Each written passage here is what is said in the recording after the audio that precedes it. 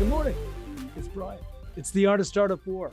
We are back, and we are back with a phenomenal entrepreneur. And as you all know, what I do is I only bring in companies that we have invested in. I do this so that investors get the opportunity to go through our diligence. And we're going to talk about our diligence over like 30, 35 minutes. And the objective is that number one, it's not boring. But number two, I cover all of the topics of diligence that you as an investor should be going through yourself. We're going to look at the team. We're going to look at the traction. We're going to look at the product fit. We're going to look at the execution. We're going to look at the future. We're going to look at the whole dang gun unicorn, right? And we're going to do it from the perspective of the hero's journey because Jamie is a hero. And you're going to like it because this company are doing something absolutely epic. So without further ado, I would like to bring in Jamie from Never Ending Story. Hey, Jamie, what's going on, buddy? Hey, Brian. It's going great. It's going fantastic. I'm excited to be here. I'm excited to dive into everything. I've been having tons of investor calls, in part thanks to you guys, your team, which has been fantastic. I've had legitimately 31 investor calls in the last 24 days. I can't even keep up with you. Like, it's incredible. By the way, I understand, and I say that only because your energy matches mine, and that's pretty special, right? Maybe exceeds, because I know why all the investors would be interested in what you're doing, because it is truly next level Yeah, what you've built and where it's going to. The story behind it is fabulous as well. And like what you're doing, look, man, there's like two types of maybe I'm oversimplifying this, but there's two types of folks in this world. There are the types of folks who are just pleased to have made it through, and many of them do many wonderful things, and and do all the stuff that makes them nice people in the world. They're not good nor bad. But then there's the folks who come into this world and they say, "I'm going to be the difference. I'm going to make something better." Right, that's my role, and it doesn't mean I can't enjoy myself in the way. It doesn't mean I can't do good things, but I am going to make every effort I can. And you are that person, my friend. And I don't thank you. say that to a lot of people, but I love how you are manifesting how you want to impact the world through what you've built through Never Ending Story. So do you, go on, Jamie. Yeah. No, I was just gonna say, like, I appreciate that. Thank you so much for that. You know, I look at it this way. I live in this world.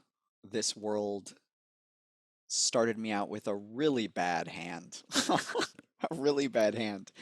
And if it was going to be better, not just for me, but for everyone, then I have to make those choices. I have to try to make it better because I saw when I was a kid how people making bad choices negatively impacted not just their lives, but the lives of everybody around them and my life in really profound and horrific, sometimes horrific ways. So it's somewhat out of necessity, it's somewhat out of empathy, and it's because if we don't do that, if we don't actively try to make the world a better place, like what's the alternative? It's terrible. So I'm sorry, I took us off track. You were about to ask me a question, and It brings me back to the whole, it doesn't take bad people in the world. It just takes good folks to do nothing. yeah, yeah, So I really absolutely. like that you step up with that. And I'm very moved by your story, but I'm much more moved by how you impact that on changing other people's lives. So I do want to go into the Mhm. genesis of how this all came up, but actually I'm going to switch it around this one time. Okay. And I want to start with the product itself. And then we're going to go back to the genesis of where it came from, because I think it's important that people understand what you've built and how it works, and also to move them into the place of the folks that will really want Mhm. what you've built, which includes me and many other people. So, talk to me about the product and talk to me about what it is and Mhm. how it works and why it's so special first. All right, so I'm going to talk to you about less about the early tools that we have today and what it is that we're building, because what it is that we're building is magical. What we've built along the way have been proof points to validate the market, get customer feedback, and make sure that we're going on the right path, because this is a huge project. And I apologize, I'm going to have some weird video things here happen. Um, but diving in, what it is that we're doing is we're building a completely unique platform where anyone, a 10-year-old, a grandma, a content creator, a business executive could create studio quality animated videos without the studio. And here's why that's so profound. We are storytellers, all of us. We're natural storytellers. It's how we learn best. Those memories, episodic memories, are the ones that are most easily recalled, that have the most rich details. But the current state of social media is not good. I think no one really enjoys it. There's bullying, there's tribalism, there's misleading information, and a lot of that has grown out of this focus on people being their content. The pictures that I put on about my life and me, whether it's food, my vacation, my perfect family, whatever, I'm my content. And this pressure to perform and be perfect is unhealthy for a variety of reasons. Leads to burnout, leads to 71% of content creators wanting to quit social media. But it also leads to us feeling like if we are less than perfect, then it sucks. And it also leads us to feel like if we don't see ourselves in the most popular TikTokers, the most popular YouTubers, in popular Hollywood movies and TV, then maybe we don't belong in the world in these spaces. So essentially, what I want to do is give everyone the tools to be seen in the media that they consume without having to appear in front of the camera. And the reason why we leaned into animation is because with animation, you can do anything, you can be anyone, and you can tell any kind of story. And that's really magical, being able to create entire worlds, entire stories without being limited by what you look like or what you can physically do or where you can physically go. And I think in addition to the creative opportunities, we're really focused on creating economic opportunities for people as well. And that's part of building a better world. I just, I, everything you've mentioned, which is socially beneficial, is phenomenal. But the technological piece that you mentioned at the very beginning Yeah. is even more crazy. Like studio quality animation being made by anybody. In a Like tenth of I the just time. I in intent of the time, like I just want to draw a huge line Yeah. underneath this because I don't think people really understand how difficult it is to make animation in general, or Oh my God. how long a studio would take to make 5 seconds of animation. Like it might take an entire day just to Yeah. create that 5 seconds that they need to do for the animation that you see there. So to create studio quality animation for everyone. Yeah. It does a couple of things. Firstly, it breaks barriers. It's like Bannister 5 minute mile barriers. Like it's that big because Yeah. you can't do this. This is like for me stepping from the very first day a website was being built, which cost $1 million or $2 million, to today where it costs you like $9 a month. That's what the step is like. Yeah. It's that huge to go from there to here. The second point moves on to the social point, and for whatever the reasons for using it, the the opportunities are immense Yeah. because we love creating. When you steal the human soul, when you take away hope, when you take away our ability to imagine, we lose everything. Like that's the thing that keeps us centered. No matter what horrible things are going around us, when we have that, we still have something to hold on to.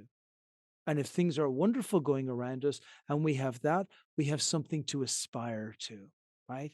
It is the glue that takes us to a wonderful place, always, but it's impossible to build it. So the wonderful things that are in our imagination, the sheep and the three-headed horses with little sparklies around them that we see in our dreams, like those things we can never take to our real world. So the fact that you give businesses, individuals, and anybody the ability to be able to create what they see and believe and like to be a part of is an amazing thing. And so I just want to do that. Like what you want Yeah. to achieve is awesome, but I want people to see, especially investors, this is Yeah. an immense technological undertaking.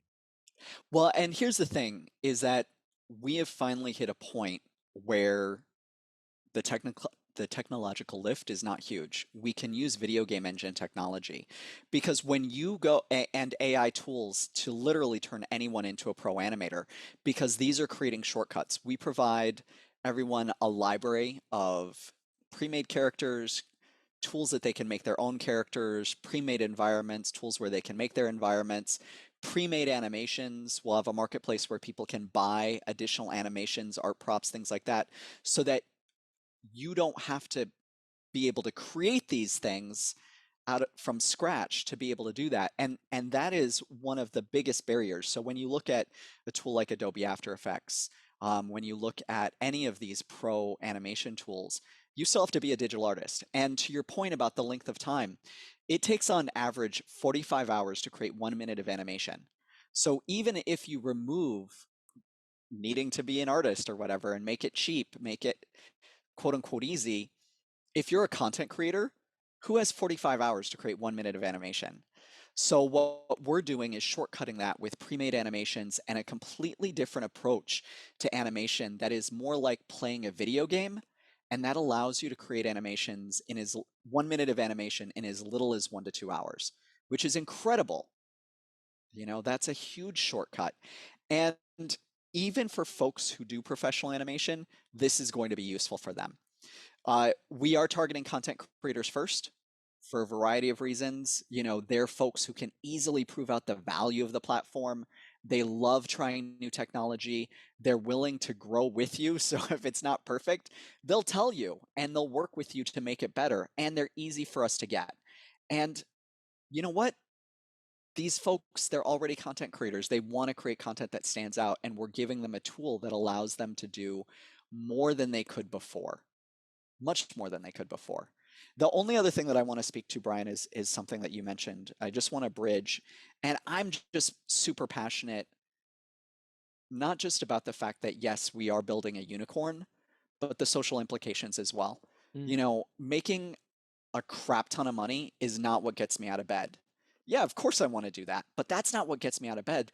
What gets me out of bed is this idea that we are literally going to be changing lives and the landscape of entertainment as we know it, because it won't be Disney or HBO Max deciding what's the most popular next blockbuster hit. It's going to be a group of college students in their dorm room collaborating on this, and that's incredible.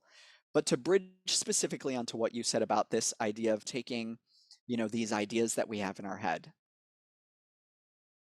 When we were little, almost all of us used to draw. And we used to draw crazy stuff. We'd color outside the lines, and there was no judgment. If we draw what we would draw something, we'd say it was a dinosaur, even if it didn't look like a great dinosaur, we were proud of it. But at some point, someone said, that doesn't look like a dinosaur. That's not really good. And we started limiting ourselves and limiting our own ability to express. And so, one of the core things that NeverEnding is going to do is unlock that, because you will be able to put out high quality content. You won't have to feel like, oh, it's not good enough. And so, you won't have to self limit. And I think that's amazing. I think people are hungry for this, which is why even with really basic tools, and I'm talking really basic stuff like just a 2D avatar creator, digital comic maker, we're just getting into animated avatars. That's why we already have almost 30,000 users, because people are just hungry and desperate to be able to creatively express themselves. Yeah. So when we hit these next phases, it's going to be a rocket. And we're going to talk about the users in a moment. We're going to talk about the Yeah. fact that you're already venture backed, not just funding Yeah. from us, but from other phenomenal venture capitalists out there. Very smart people in the investment space have already seen this. I think what's also hyper interesting to me is that you're also opening up, you in some ways, you're creating an Uber for innovation. Yeah. Because right now it's extremely centralized. Like, why do we watch Disney? Why do we watch, anyone else who's got the animation play? Well, because it's the only place that you can see it. But imagine if millions of people were all creating their own animation. Imagine if you have like this person over here who's a 15-year-old in a room in the middle of Kenya somewhere who's got this crazy great animation with these incredible stories about lions and tigers and incredible things where they become friends and it catches fire and people likes it. And then suddenly they're like in a Patreon way charging a little bit of money and then folks are getting access to it. Now that person is feeding an entire family. And then a Yeah. person over here in India is talking about the different types of food in India and how they drink and where it goes to, but it's been done through animation. And then all these wonderful people are here. And what starts to happen is not only do you build bridges, and I think building bridges, honestly, is like it's almost like table stakes. People Hmm. feeling better about it. It's almost like table stakes. Like that becomes as a byproduct. I mean, you know well when one of the nonprofits that I work with, which you got very excited about, which I was so Yeah. pleased with. When we were at a board meeting, just with me thinking about Jamie and what Jamie's doing, I suggested they change their name to the Real Justice League, that they get their own superhero images for the caseworkers who are the true superheroes who are working with the kids who are in really unfortunate circumstances. And these caseworkers are out there dealing with people who are not really responsible for the situations that they're in because they've been put there, but the caseworkers are at risk and they still go out every day to do what they do. Those people need to be represented as a superhero. And within the nonprofit, they need to represent their people as zero. Like that for me is table stakes. On top of that, you have this entire decentralized world of tens, if not hundreds of thousands of people, kids, adults, elderly people, young people, everybody that are now creating all of their own animation all around the world. And that animation is then being pushed back out to a world that is desperate for wonderful content that can uplift them and make them feel better. Then on a higher level, now we've moved past social, we moved past money. Now we're talking about impact and Yeah. about communication and about getting messages across to people because we know that a message delivered in a way that is interesting and that stimulates us is actually going to be far better taken by the audiences. So now we can actually get messages across in a better way as well. There's like literally no part of this which is not good. And there's also no part of it, Yeah. investors, that doesn't make money because there's a ton of ways to actually do it. It's very, very, very genius. I wanna actually bridge onto that as well. So two things. One, in terms of table stakes, businesses cannot prosper in a world that's falling apart. Period. So if you want to make money, you have to have a prosperous world. Period. And other people have to be prosperous. So I'll set that aside to talk about this idea of future opportunities and how this impacts messaging, impacts brands. We know that brands struggle to make genuine, authentic connection with communities. They're distrusted because they're a brand. Everybody knows that they're for profit. But here's the vision that I see. Now, these are not things that we're tackling today. These are things that we'll tackle down the road. But it's important to be aware of these roadmaps, of these possibilities, so that when you're building in a way that supports these opportunities. So you're not cutting off new revenue streams and new avenues. We see down the road a huge opportunity for brands to actually sponsor content creators and show investment in that community and to micro target communities by sponsoring content with content creators.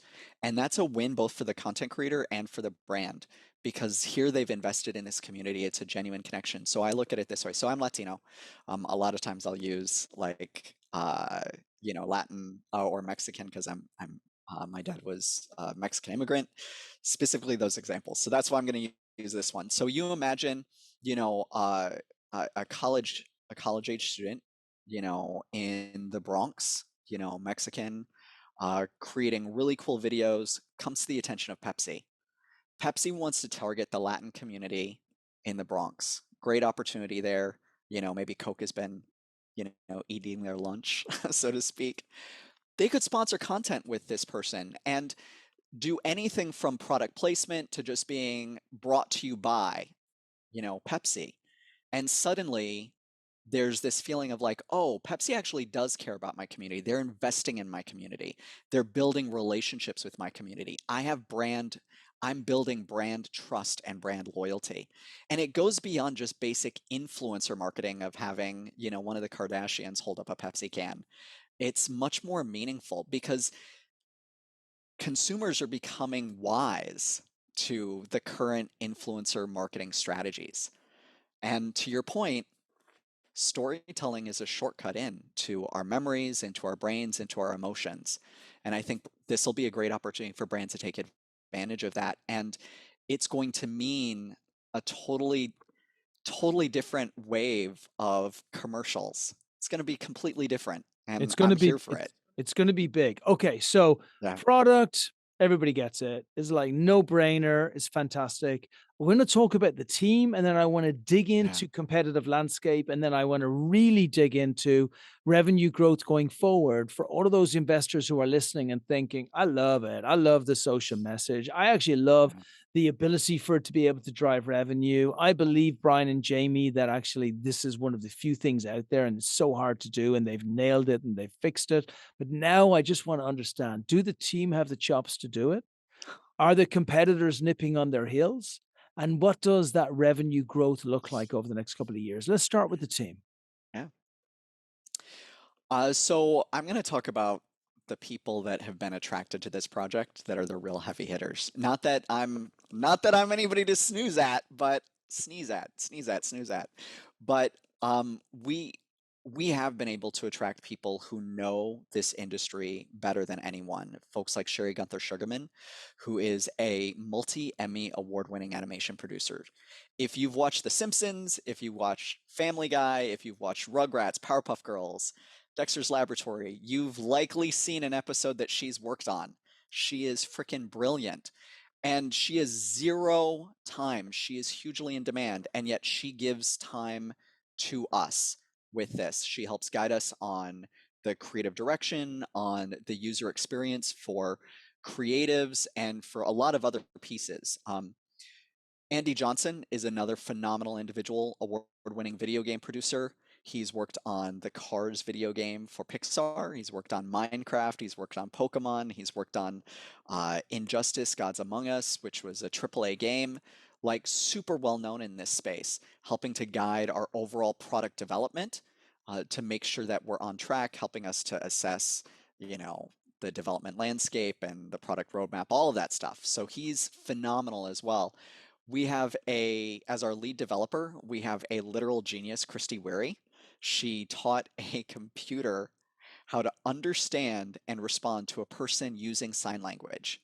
That blows my mind. The fact that the fact that she's working with us just is incredible.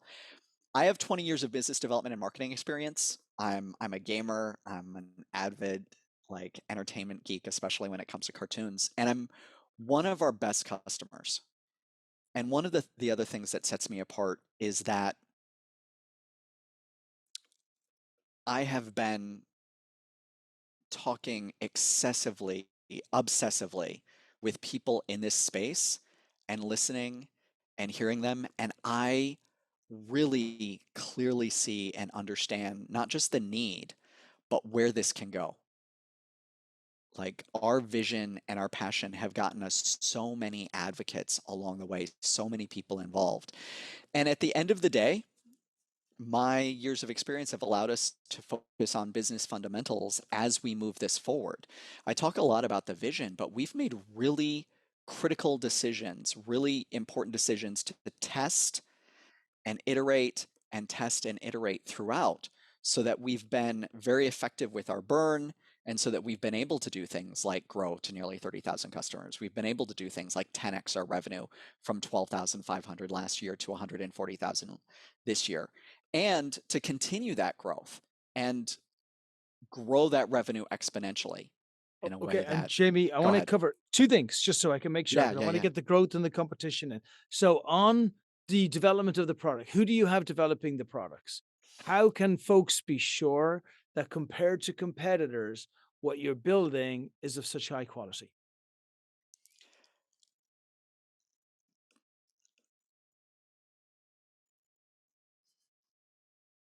I would say that our team cares deeply and passionately about this, and they are both technical experts as well as user experts. And that really does set them apart. These are not people coming in to build a product or a widget. They're coming in to literally change the face of entertainment as we know it.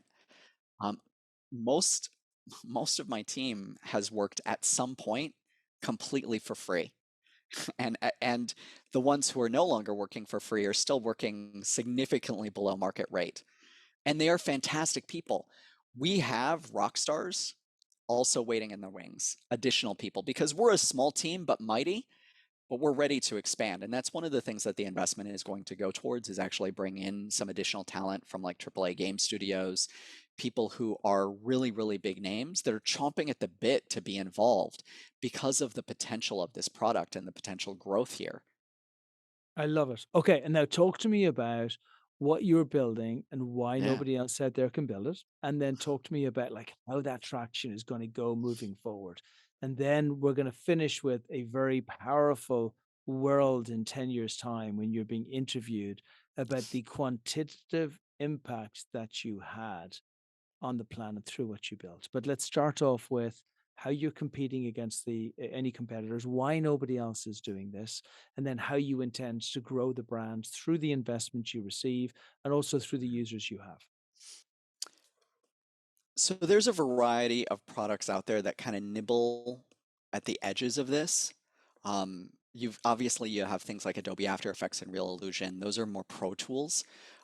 Their Real Illusion is a phenomenal product. Super expensive, super complicated, not something that a hobbyist would use. You've got other little things out there like the different avatar companies like Genies or Bitmoji, but that's not really about content. Once you create an avatar, what the heck are you doing with it? That doesn't allow you to tell a story. There are some companies that are kind of playing in this space, but they're really focused on business cases. And they're doing two things that I think are a mistake. One, they're focusing on the B2B space first. And I totally get why. There's more money there potentially, and especially if you're asking them to pay for a product. And they're building a product. That's what they're selling. So of course it makes sense to go to B2B. But the other thing that they're doing is that they are, by the nature of what they're building, they're in the business of having to produce all of the assets and all of the tools that you need to make this happen. That's not our approach. What we're doing is looking at this like a Roblox, a platform. So instead of just creating a product like Adobe After Effects or an explainer video maker like Animaker or Toonly, we're creating a space where, yes, these tools exist, but other people can build on them through a third-party marketplace. So we are not going to be in the business of providing every style of 3D car that you can imagine, every style of environment or background that you can imagine. What we want to do is similar to what Roblox has done, which is give other creators the tools to create these things and profit from them so that we can have 3D creators coming in and making the cars that we're not going to make and selling them, and we get part of that revenue. The other thing that we're doing is we're saying, all right, once you create content, what's going to happen with that? Well, initially, you're going to monetize it the same way that you do now. You're going to go on YouTube. You're going to hope that you get enough subscribers that you earn a little fraction of the ad revenue that YouTube is bringing in. We think that there's a better way. Yes, you should do that. And as you build your 10,000 followers, 100,000 followers, 500,000 followers, that's great. You earn your $100, $500, $1,000 a month, whatever. But once you have started establishing yourself, you should take some of your best content, put that behind a paywall, and monetize the same way that Prime TV does, the same way Right. that Netflix does, monetize like you would on Twitch with subscribers, because then instead of making $500 a month, you might make $10,000, $20,000, depending upon your followers and not even needing followers. And you can get residual revenue from that, which is incredible. Just speaking to the very first part, in that I think these folks are making the mistake of going after the B2B market. you're not going to create a community in the B2B market. You're not going to create the level of fans and advocates, and you're not going to grow like a rocket and see so much content put out there that everyone wants to use your platform. And the sales cycle is hard. The adoption curve is steep. By going after content creators first, we know that we can get them using this. We can even sponsor content, which is going to make it grow in popularity, which proves out the value of the platform. So when it's time to go to Pepsi, to Gucci, to Nike, to wherever, they're going to already have seen this content. They're already going to have seen it in action. They're going to be knocking on our doors saying, hey, we'd like to use your product. And that's a moat. That's a moat that's going to be really hard. From the marketplace, that's going to create additional stickiness because your content that you're buying is there, it's within the app, to the convenience to the brand advocates, all the way to just creating this mode of popularity. Okay, final question. But before Sure. you answer it, email please, so folks can connect with you. Yeah, it's jvandoren@bneverending.com. That's J, V as in Victor, A, N as in Nancy, D as in David, OREN as in Nancy, at neverending.com. Wonderful. Okay, good. So final question to close Sure this thing. out. 10 years in the future, you're looking back, you're in a very big interview, you've had a massive outcome, you've had huge impact, and you're being asked to quantify the impact that you've had on the people who've been involved in the company and the outer audience. What does that look like?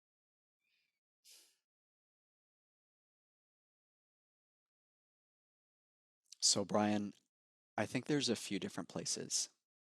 Without a doubt, we've had a huge exit and we've 30x the investment of all of our stakeholders, which is fantastic because they believed in us and they helped make this happen.